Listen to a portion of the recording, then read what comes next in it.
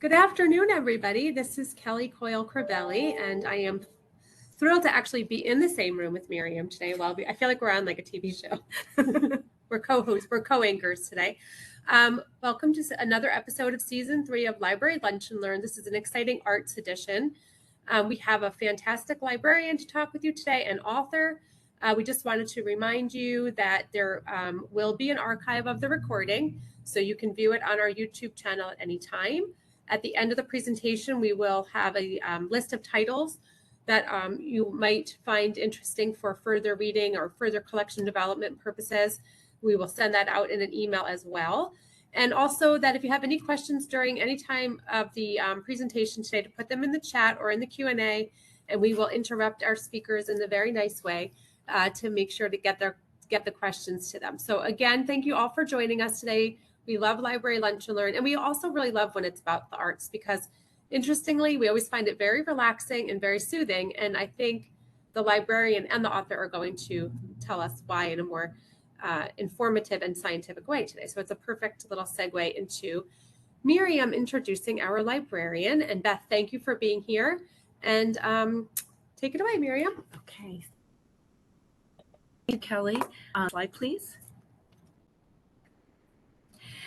Welcome, everyone. It's my great pleasure to introduce our first speaker. Beth Kleber is the founding archivist of the Milton Glaser Design Study Center and Archives and the School of Visual Arts in New York City. She has co-authored Milton Glaser Pop with Stephen Heller and Mirko Ilic, a new book about Milton Glaser's iconic work from the 1960s and 70s. She has curated several design exhibitions, and her essays have appeared in design anthologies and print magazine. She has a master's degree from the Graduate School of Library and Information Science at CUNY Queens College and began her librarian and archivist career at the New York Public Library. She's here today to provide a virtual tour of the Milton Glaser Design Study Center and Archives and its special collections. Welcome, Beth. All right, thanks. Thanks so much for having me. And I should also, Miriam did not mention that actually I know Miriam from many, many years ago from my past life as a public librarian at New York Public Library. So that's where I met Miriam many years ago on the Lower East Side, in the Lower East Side region of New York Public Library. Anyway, so I'm going to share with you just a few highlights from our Design and Illustration Archive. So I'm the head of the archives at the School of Visual Arts in New York City. And the archives is composed of two components. Actually, if you can go to the next slide, that'd be great. Actually, the one after that. Great. So the archives has two components at SVA. There's the Milton Glaser Design Study Center and Archives, which is a collection of illustration and graphic design, primarily from renowned designers and illustrators who have some connection with the School of Visual Arts. And we have original art and sketches and posters and book jackets and album covers, and then all kinds of weird stuff, models for exhibition designs and oil cans, a little bit of fabric, just anything that was produced by a designer, in the course of their, business. And then there's also the other side of the archives is the institutional repository. So that's the School of Visual Arts Archives, which documents the history of SVA, which is a quite interesting and quirky institution that has a very, interesting, unusual history, very much enmeshed in the New York City art world. So we collect materials pertaining to the institution's history. This presentation will be 90% the design and illustration stuff, but there's a bit of SVA material at the end, so we can get to that. Next slide, please. So I myself actually am, as Miriam mentioned, the co-author of a new book that just came out, Milton Glaser Pop, and here it is in person. And Milton Glaser, for those of you who don't know, is maybe the most important graphic designer of the 20th century. He is best known for designing the I Love New York logo. but was an incredibly influential and prolific designer who, along with his partners at Pushpin Studios, really reinvented and reshaped a graphic language in America that became popular in the 60s into the 70s, and then continued to, just be an incredible, voice for design. He was also a teacher, educated, probably a couple generations of designers, an incredible, articulate speaker, very thoughtful person, culturally omnivorous. And so, there's just there's a lot there when you explore the world of Milton Glaser. These are a couple spreads from the book. Next, please.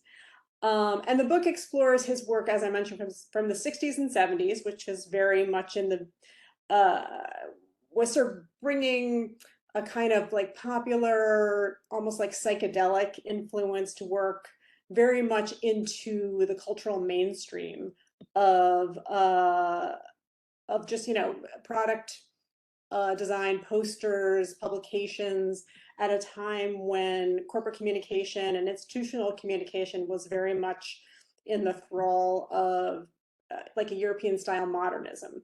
This would be like the mid to late 50s. So, Pushpin came in with a lot of very fresh ideas, and this kind of work, I think,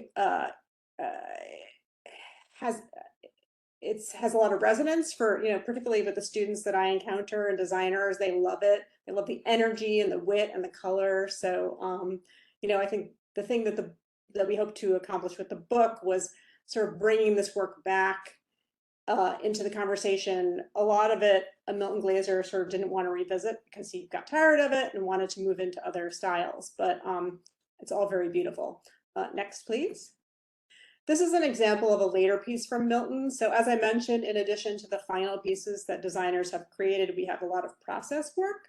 So here you're seeing a sketch for a poster that Milton did for SBA. And it features, sort of a Magritte, echoes of Magritte, every man with the bowler hat. But here in the sketch, he's explaining basically exactly what his intention here is, and using the word hat of whatever within the hat of this Magritte style bowler hat. Next. So in addition to the work of Milton Glaser, of which we have a tremendous amount, we certainly are like the primary repository for the work of Milton Glaser. We have work from many other designers and illustrators of great significance, including Seymour Quast, who was Milton's partner at Pushpin Studios. And these are a couple posters that Seymour designed in what sort of became his signature style, a kind of comic illustration inspired style.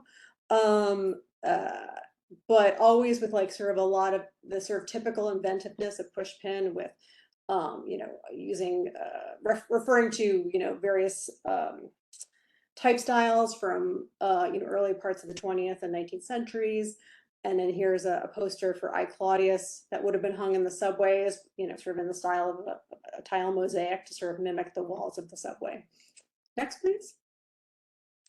On the left is a poster designed by also by Seymour Quast. It's actually an advertisement for gin, but here it is photographed on the right with a young Bob Dylan and Joan Baez, the folk singer, and two important figures of the counterculture. And I like this photograph because Joan Baez is standing in front of that gin bottle, so it sort of masks the sort of corporate entity behind this counterculture message. Next.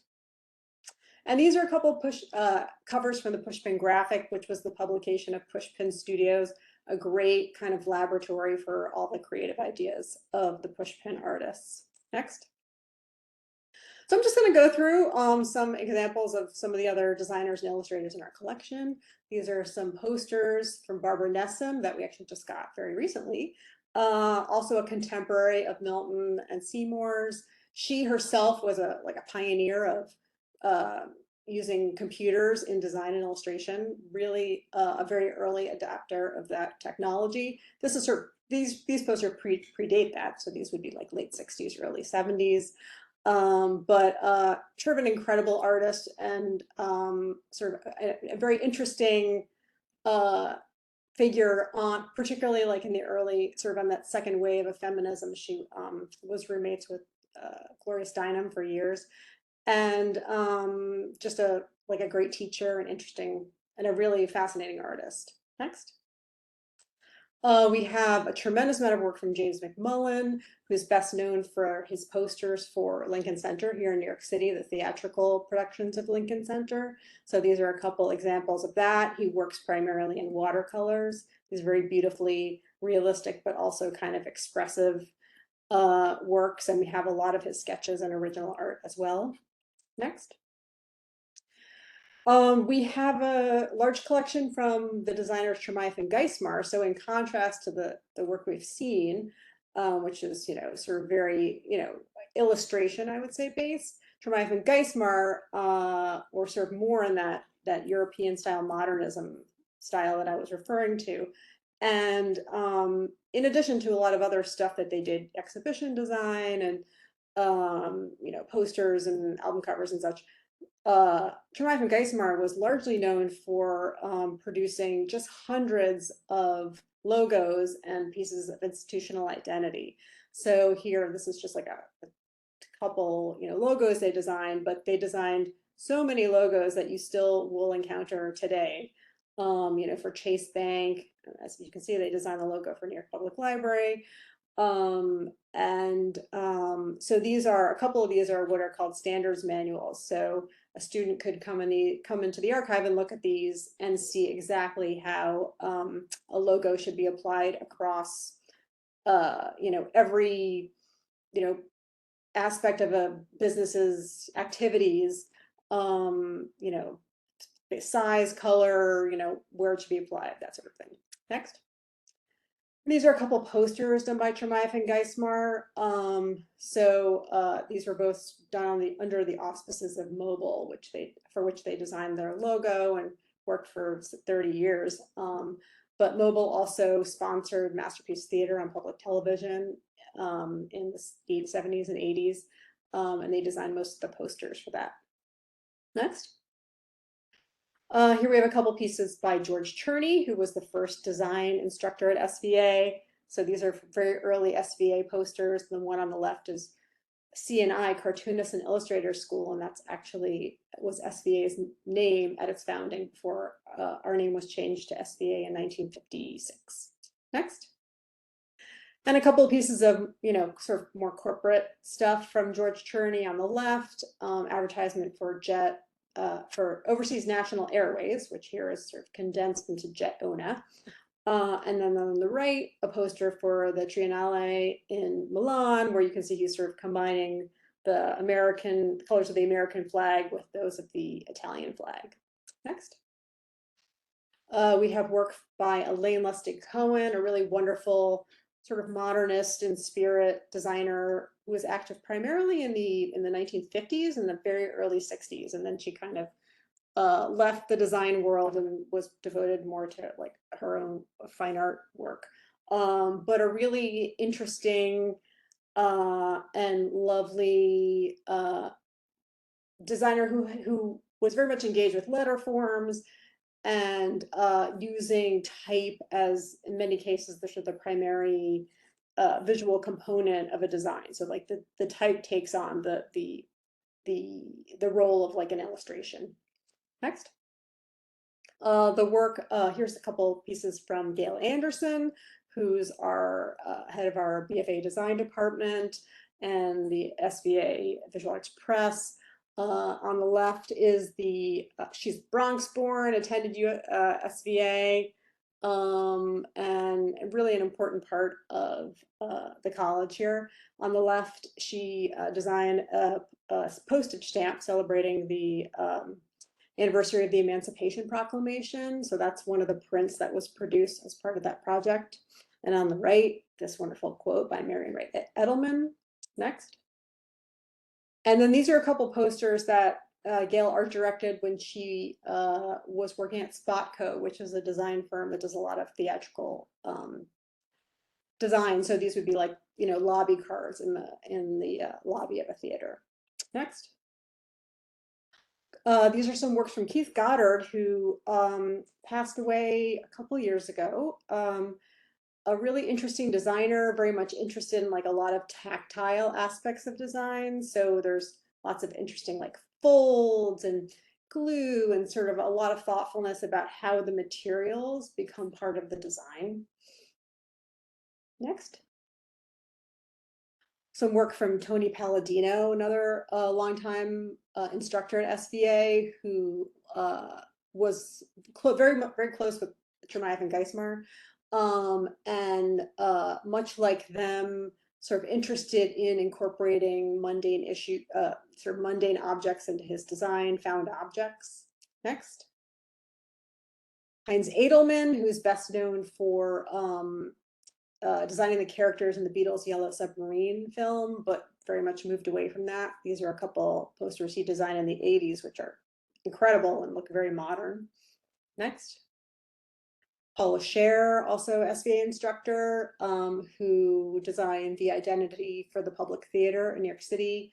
And then these are a couple posters, many that she's done for the public, all very much influenced by, sort of early middle century, 20th century art movements, like say Russian constructivism, but sort of, with an emphasis on type.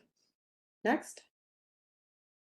The work of Deborah Sussman, who is a California-based designer who designed all the logo and the wayfinding and the signage for the Los Angeles Olympics in 1984. Next.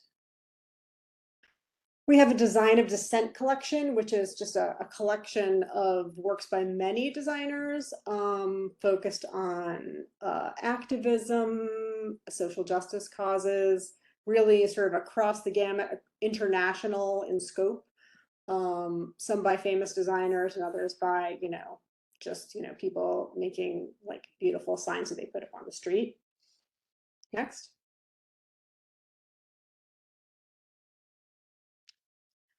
Work from Louise Feely, who, after beginning her career as a book jacket designer, moved into food packaging and design for restaurants. So on the right, you can see we have a little collection of matchbooks that she's designed for New York City restaurants.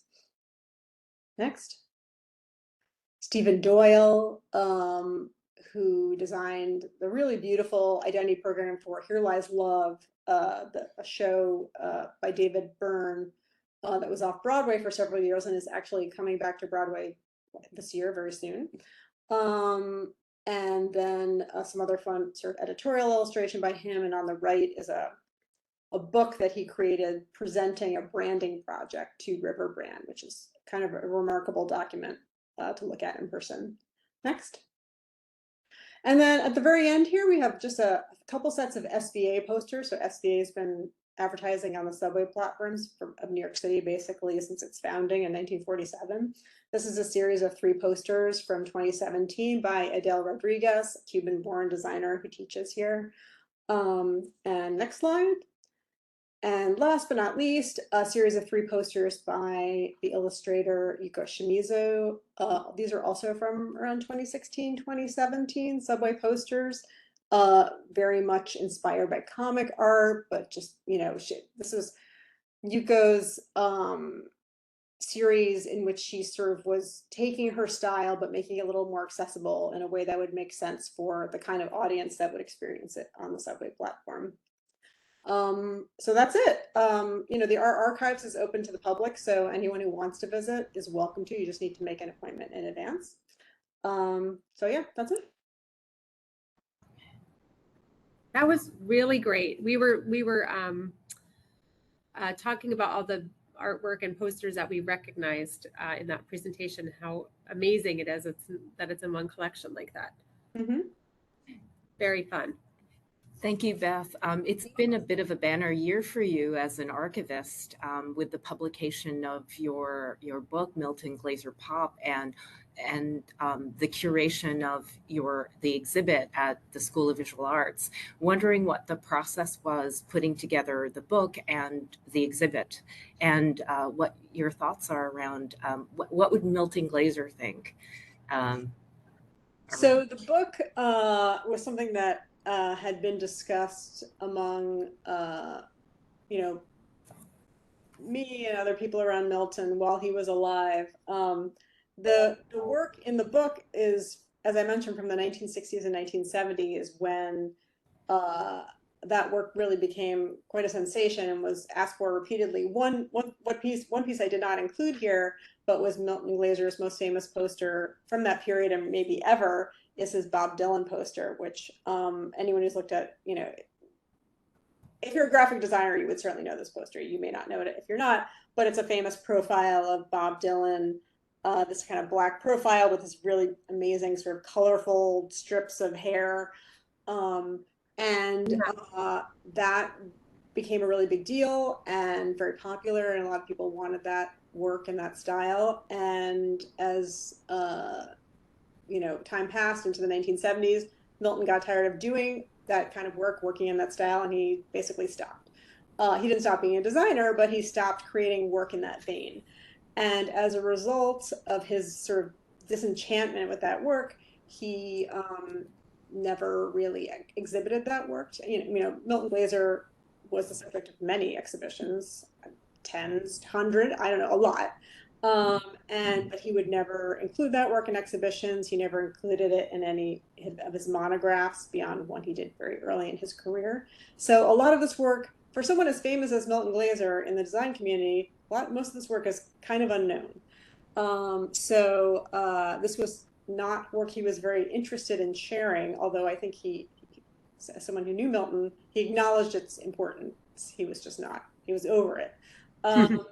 But after he passed away in June of 2020, my co-authors and I started talking about finally doing the book, and got the okay from Milton's wife, Shirley, and started working on it. So this is, you know, right smack during COVID.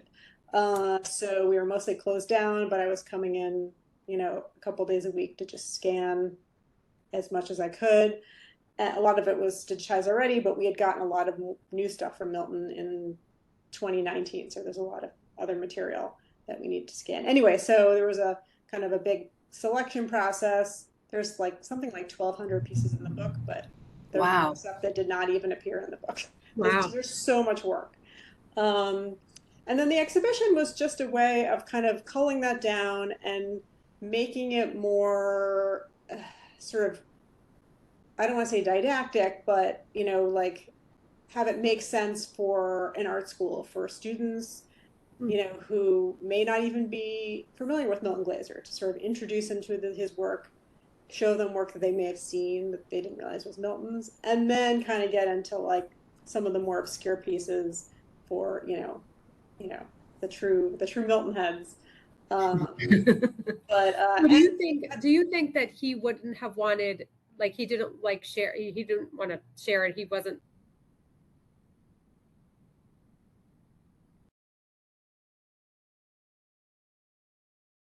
I'm sorry, you're frozen.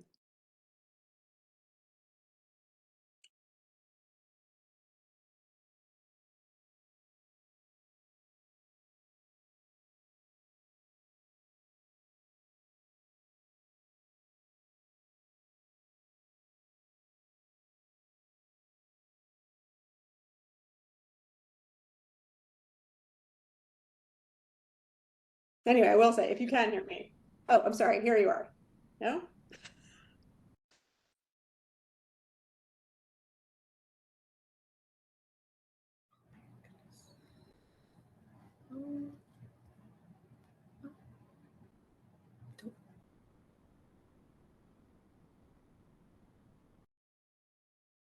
Are you there?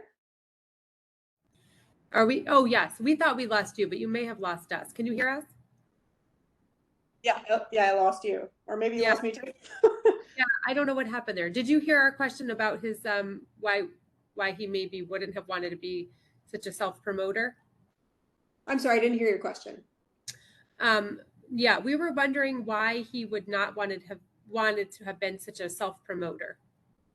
Was he private about his work, or? No. I wouldn't say he was not private in the least. I wouldn't say he was not interested in self-promotion at all.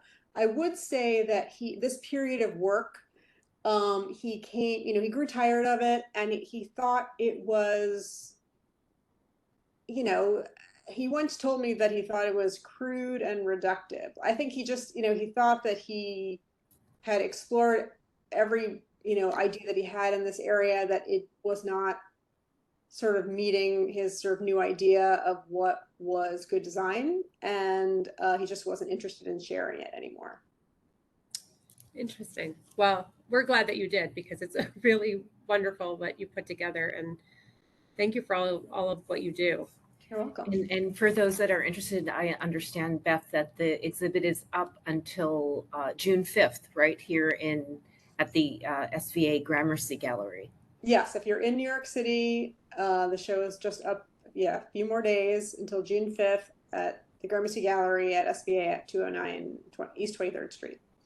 Yes, Miriam and I are currently wondering if we have time to squeeze it in this afternoon. We'll let you know. Great. But thank you for joining us, That was really, really wonderful. And we really appreciate your time.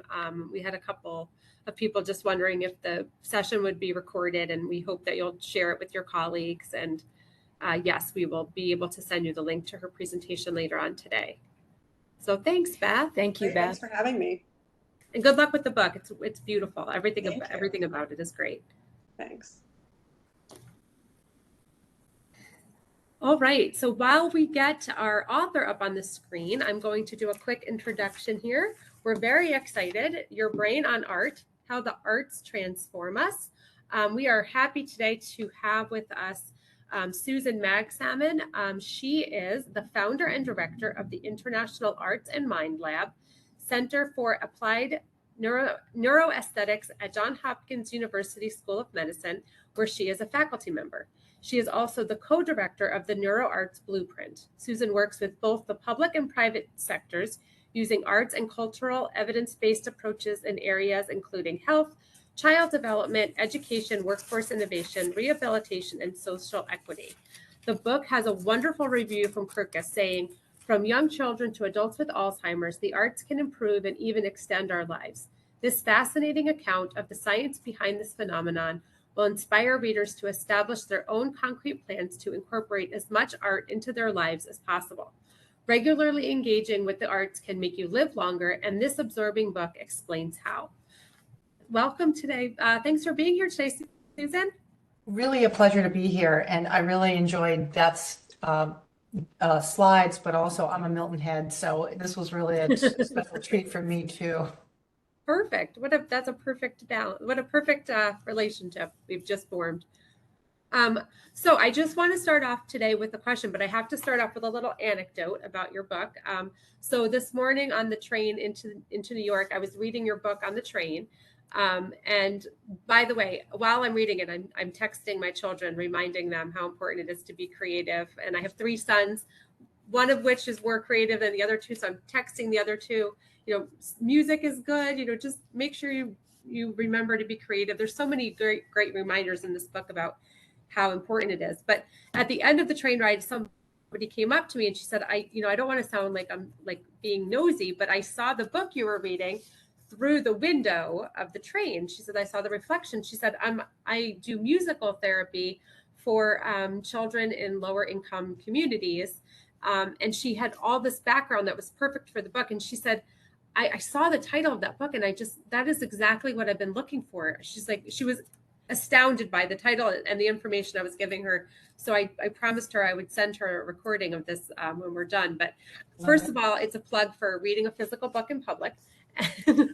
Second of all, it's a plug for how important it is, the subject, and how, I think what you're saying in like the intro and the whole idea of the book is that as much as we have always assumed that the arts were good for your health, for your anxiety, for, jogging memories and all that kind of stuff, this is the science behind it. And there's a lot of science in it as much as there is reminders of that. So thank you for writing it. And we hope you can give us a little bit of an intro of how it came to be. Sure. So yeah, I think it's great when creative arts therapists, music therapists say that, and I hear that a lot.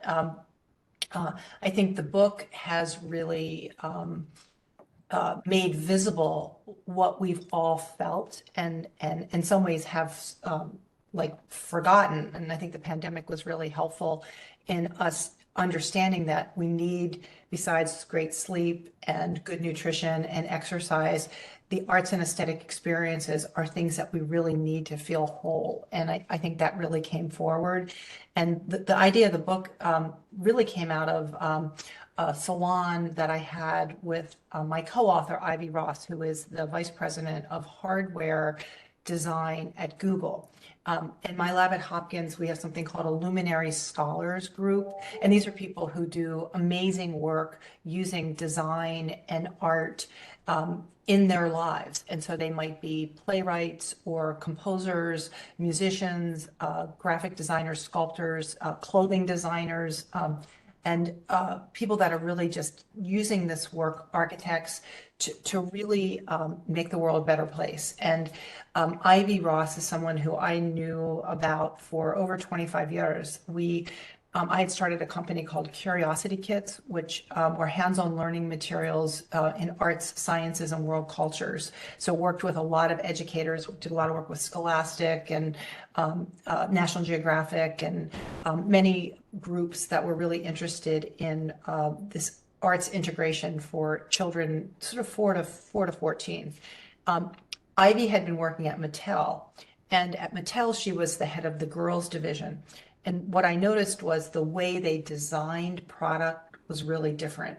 So instead of thinking girls, like Barbie, girls like pink, girls like purple, what she did is talk to girls. And what she found out was that girls were so dimensional. They wanted to have, the traditional kinds of Barbie archetypes, but they also wanted Barbie to have tennis shoes because Barbie needed to go out and play. And so Ivy worked to sort of change the stereotypes of Barbie and broaden that. And now if you look at Barbie, Barbie is many things. Barbie sort of franchise has expanded. And I just thought she was really an innovator in understanding how design and aesthetics could really respond to what people were looking for. So I reached out to her on a blind LinkedIn. And I said, I'm doing this work at Johns Hopkins, and I'd like to talk to you about how the arts change our brains and bodies. And literally 10 minutes later, she wrote back and she said, I'd love to talk to you about that. And she tells a story where she's like, she says, I knew that. But when we started to talk, we had scheduled a 30-minute interview. And every half an hour, she would say, can you cancel your next half an hour? And I was like, yep. And then I'd say, can you cancel your next half hour? She would say, yes. And so we just aligned on, as an artist, Ivy understood this intuitively. And what we were learning at Johns Hopkins and other places was that the translation, understanding the neurobiology, the physiology, also the public health and outcome work, and creating kind of a translational model on how to take what we know, working with practitioners, working with people with lived experience in the arts, and applying that to things like physical health, mental health, learning, community engagement, was really working. And we're beginning to see this field growing and growing all over the world. So she invited us to have a salon at her home, and we invited sort of 2 graphic designers, 2 painters, 2 photographers, 2 neuroscientists, 2 philanthropists. It was sort of like the Noah's Ark. And we brought all these folks together and asked one question, which was, have the arts ever impacted your life in some meaningful way? And it just blew us away that no matter who it was or what it was, an art or aesthetic experience, meaning nature or light or color, sound, had really changed every single person's life there.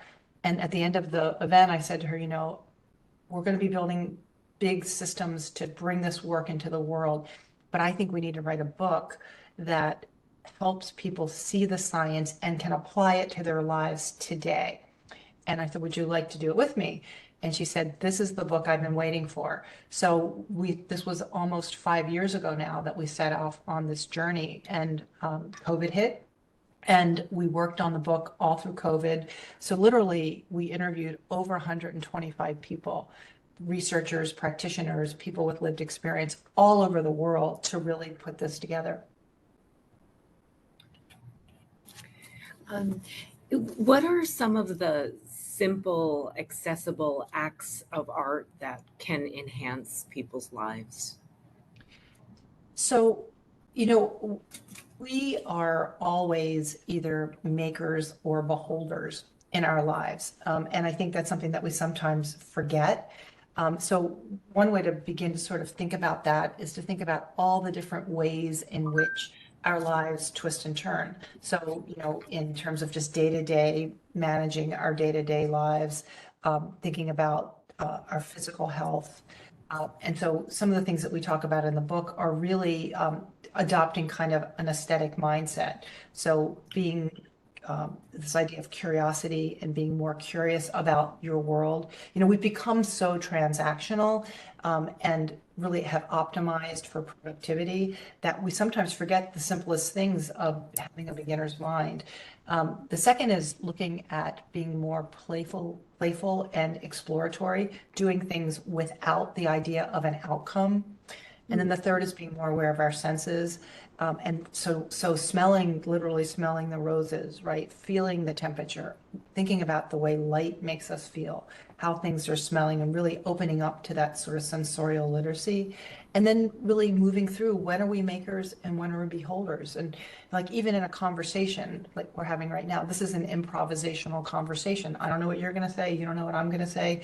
It's a dance. And that's really what creativity and creative self-expression is really about.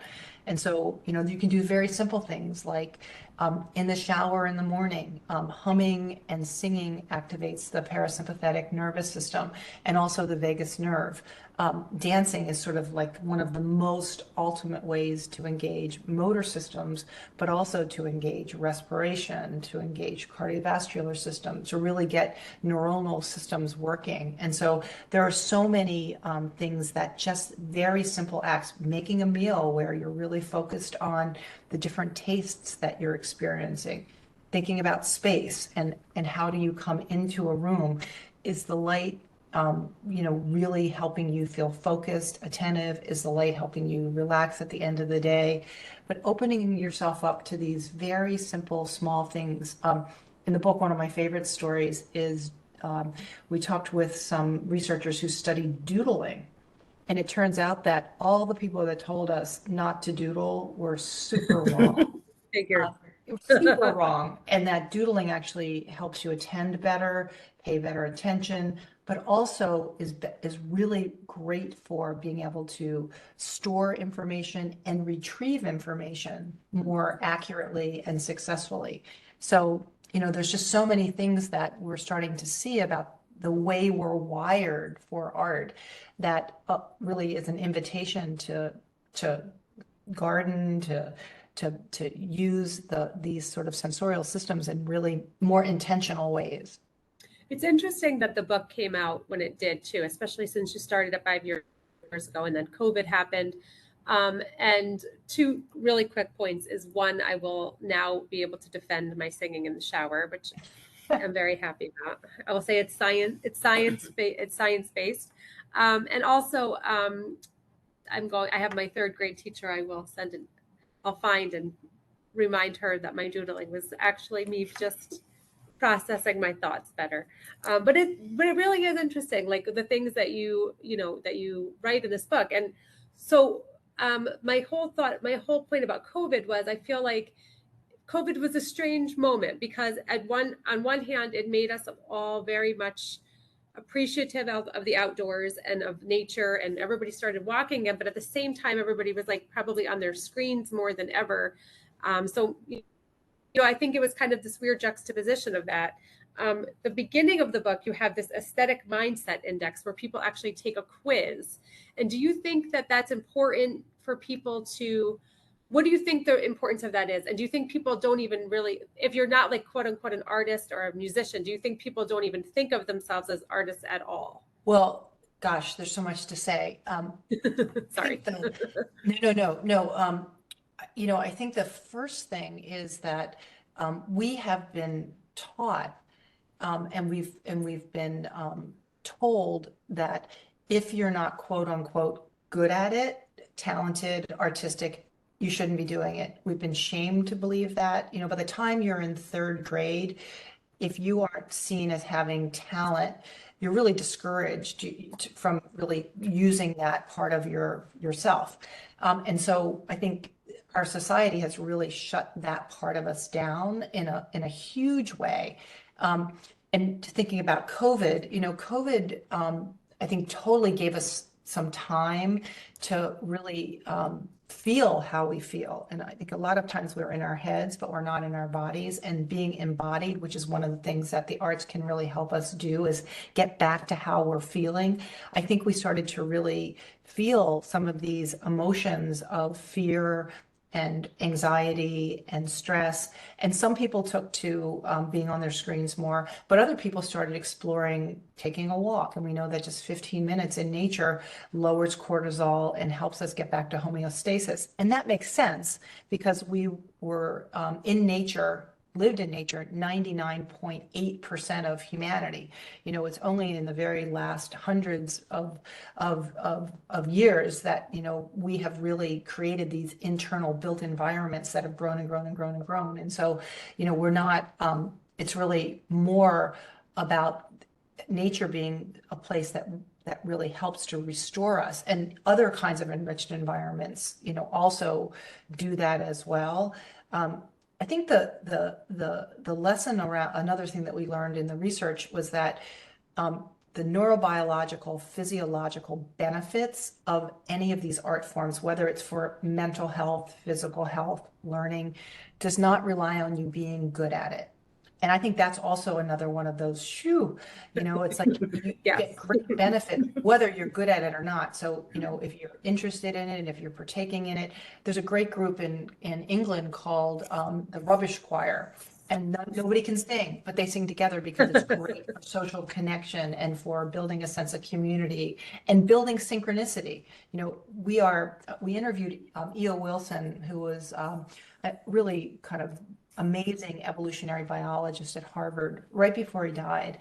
And what he said is that, you know, ants, bees, termites, humans share something amazing in common with them, which is that we're something called eusocial. And it relates to the fact that even though it might not look like it when you look at the news, we are humanity, the human species needs each other to survive. We can't live without each other. We're hyper social. And so the arts really evolved from the beginning of humanity. You know, if you think about when we harnessed fire and we brought it around a campfire and we started to tell stories, we started to create values and morals around those stories. We used dance and movement. We started to draw, to tell each other what we were needing to share practically, but also emotionally, and how those very early sort of expressions, which, you know, in indigenous cultures, they don't have a word for art. There are over 5,000 indigenous cultures in the world today. And the word art is not part of the vocabulary because it's a way of being. It's the way that these communities live. So we've taken art and arts, commodified it, rarefied it, made it a luxury in modern society. But that's not how we are wired. It's not the way the arts really evolutionarily evolved. And so when you think about that and you go back to this idea of COVID, we were cut off from each other. And so it makes sense that we would go to social media to find each other, but we also needed to understand kind of what was happening inside of ourselves and reconnecting to that sense of self so that we could connect to community more fully. And I think that's why the book has been so enormously successful, is that in some ways it's been a wildfire. You know, it took 5 years. Ivy and I didn't know, you know, we just said it will take what it takes to get this done. But I think we're really thirsty for connection, for meaning, for creative self-expression as a maker, but also hearing what other people have to say to really feel more fully alive. And there's so many benefits to the arts depending upon, where you go, if you're looking at physical health, we know dance and Parkinson's is an extraordinary benefit. Singing and Alzheimer's, pain and virtual reality. I mean, we're learning so much about that. And I think it's because it's how we're wired. And now we are using that neuroplasticity, that wiring, to really make really great strides against some super intractable problems. Yeah, it really is fascinating. There's so many things that we could talk about in this book. We certainly don't want to keep people all day, but the part on Parkinson's and Alzheimer's with the hearing music from years before, it would jog memories. It's all just nice to know that it's scientifically proven. I think, we're in publishing. A couple of years ago, the coloring book craze took off like crazy. And I love the part in the book that talks about how it's so good for anxiety. It just makes sense. Like even before COVID, anxiety levels have been through the roof. And maybe like part of it is because we've all kind of lost touch with this part of our chemical makeup. And I think it's a really great reminder. Right? There's so much great stuff in here. One question we got in the chat was Cassandra said she's interested in the idea of the sensorial literacy, and she wanted to know if you could expand on that a little bit. Sure. So just maybe to step back a little bit, when we're born with 100 billion neurons. I mean, that's an extraordinary number, 100 billion neurons. And we just had our first granddaughter was born last week. And so I'm literally watching this brain learn. And the only way you learn is to bring the world in through your senses. So we all have different sensorial capacities. Like some of us might have better vision, better auditory systems. Just alone, we have 4 million nerve endings in our skin. So think about this touch. On every fingertip has 3,000 nerve endings. So we're so wired to bring the world in. And it's interesting, we don't really teach children, or we don't learn about sort of our sensorial capacity. But when you bring the world in through your senses, you're igniting those 100 billion neurons at a synaptic level. So, and this is called neuroplasticity. And it's, I think, one of the most extraordinary findings of the 20th century is that this is how we're wired to grow and learn. So everything that we do happens because these synapses are connecting the neurons to each other, and they're creating neural pathways. And so these neural pathways are the things that underlie your emotions, your memory, physical movements. Basically, everything you do is possible because of these strong neural pathways. And with the arts, what happens is that simultaneously, different systems in the brain are connected at the same time, also connecting to different other systems like the circulatory system and the pulmonary system, and all of these other sort of ways that the body relates to each other. With these sensorial systems, you couldn't possibly capture all of the information that's coming in to your body in any given moment, or you couldn't even begin to process all the emotions that might be happening. So your brain is an expert at filtering out the inputs that are irrelevant, that aren't important to you. So we bring in salient experiences, and salient experiences are things that are either practically or emotionally important to you.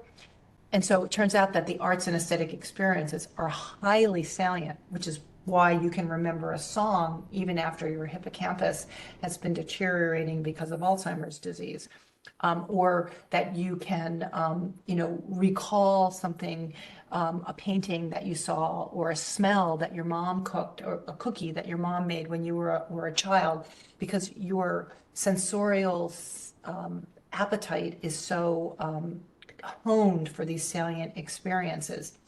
And I'll just say one other thing. What's interesting about all of that is that my salient experiences and your salient experiences are going to be different based on your life experiences, your culture, your DNA, your childhood experiences. There's a part of the brain called the default mode network that it's called the seat of self. And it's that part of the brain that when you're not bringing in information, goes to work to make patterns and to make connections and to say, I like this, but I don't like that. This is beautiful to me. This is not beautiful. It's daydream. It's where you mind wander. And it's a really important part of our physiology.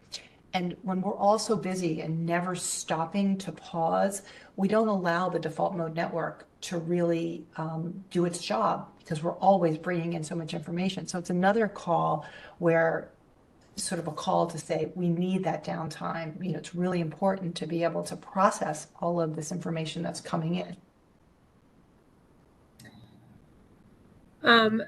Yeah, I could talk about that part for a while. I liked that part, how in some countries, like a different color will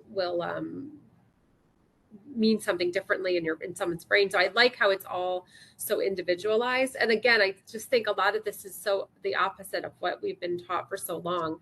And it's really amazing. And I think the more we learn about the brain, the more fascinating it is, of how much it actually can information and memory it could actually hold. It's fascinating to me. So we don't really have that much more time, but so we could ask you a million questions, honestly. But one thing there was a little comment in the chat, and it was an interesting part of the book as well. And also, it also will explain the book cover, the book jacket. So lately, AI has been a huge part of the conversation. And as a book about art, I would have thought you guys would have been a little bit more against it in some ways. But it wasn't so detrimental what you said about AI and how it could, like, in some ways be beneficial. So I just thought maybe you could just explain that part of the book and explain how, what you think AI means to the artistic world. And I know that's like hard to do in a few minutes, but it's a big concept, but I would love to hear what you think. No, it's an important conversation, and I think from an ethics point of view, we're really just beginning to talk about it as a species, right? I always like to say art creates culture, culture creates community, and community creates humanity. And the way that humans make art, machines will never do, because machines don't have emotion. They don't have. We put the information in. And so I think that technology and the arts are merging. We're seeing it with research and diagnostics, better biomarkers. We're seeing it in interventions. We're now using light and sound to address curing Alzheimer's. We're using all kinds of technologies for virtual reality for pain. I see AI being used for ADHD interventions. I also think technology is allowing us to disseminate and scale in ways that we could never do before. So I think we have to figure out where technology is in service of humanity and where we need to put the bumpers up around what we are inviting technology to take over. I talked to some screenwriters this week and I said, what do you think about all this, with the writer's strike and everything? And they have said, it can be used for great good. We can use it to start, working on concepts, and we can move those concepts back and forth. But we're the arbiter. We have the agency. That humanity is the one that really is going to take us to a depth of emotion. And so I think it's really our job as humans to decide how we use technology in service of our greater good. And so I in no way am I against technology, but I think, like sensorial literacy, we need technology literacy. We need to really figure out where it fits in our lives and how we're going to use that. And I think these conversations are really important to keep talking about and engaging in, because I don't think we're going to stop technology, but I think we can absolutely decide how it fits in our lives. Even as simple as putting your phone in your pocket, for several hours and not going for the dopamine hit of your phone. And that comes full circle back to what do we value? Yeah, and earlier Susan was telling us that the book jacket is a an AI generated image but from original artwork. So it's kind of a good marriage of AI meeting creativity. Would you say it that way? Is Yeah, there a better sure. way to say it? These immersive technologies are interesting because that one in particular, right now researchers are thinking we don't have 5 senses. We probably have as many as 50 senses. So I think the more science is helping us see what our capacity is. Like what I'm interested is amplifying human potential. And I think the arts are the only thing that can do that for us. And so that is just a great example of taking hundreds of thousands of fMRIs and creating a new visual interpretation of what it looks like for a brain, as an image of a brain. But the fMRIs are from people. Yeah, I love that. I love the optimism on that. Instead of it being such a scary thought, it was almost like it felt like more freeing or like a benefit. One more question from the audience, and then I'll see if Miriam has any last questions, and then we'll wrap up here.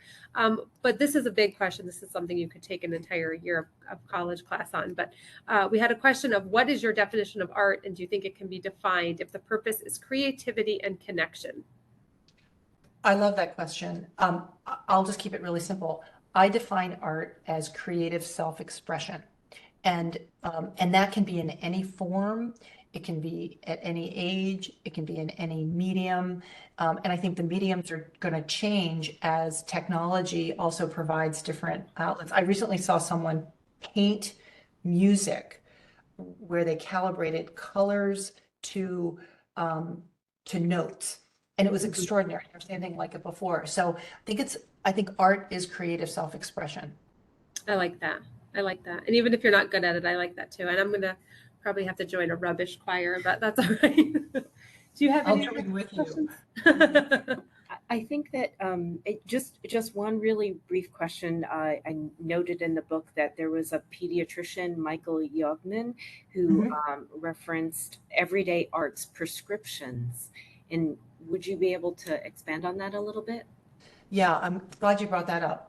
Arts on prescription, or what's called social prescribing, is already happening in other parts of the world, where socialized medicine covers the cost of dance classes, going to a museum, working with arts with people that have intellectual disabilities or other kinds of health issues, physical and mental, and also in community building. In this country, we have only begun to do work here, but it is where a physician literally prescribes an art experience to help with symptom relief or even with kind of a therapeutic intervention.